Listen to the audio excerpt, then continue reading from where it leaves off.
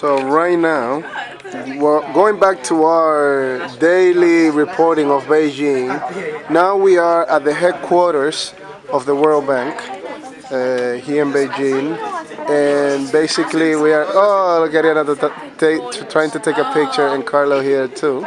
Well, basically we are at the headquarters of the World Bank here in Beijing, and you can see the amazing view from the bank's office. You see the sort of the rush hour traffic here in Beijing, and you actually see the headquarters of the national television. It's a really impressive modern piece of architecture. The Chinese colloquially call this building the Pen.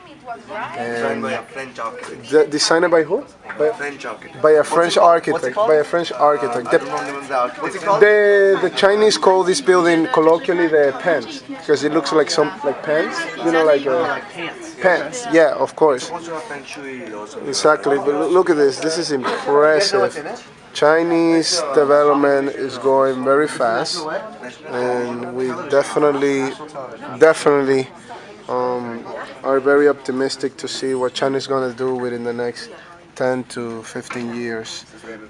Now we have here Ryan Zoradi, who is the main anchor from GPS Zoradi, based at the University of Manchester. Actually, Shata-Ryan GPS. Shata-Ryan GPS. I'm not the main anchor, I'm the co-host. You're the co-host. Okay. Look at his hair. Come here, Ryan. Come here. Look at his hair. This is the anchor. How you doing, Ryan? What do you think of China so far? Come on. Share some stuff for China. What do you think of China so far? Here that we are.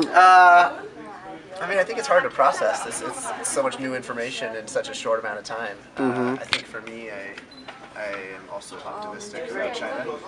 I think I was probably more optimistic before I came.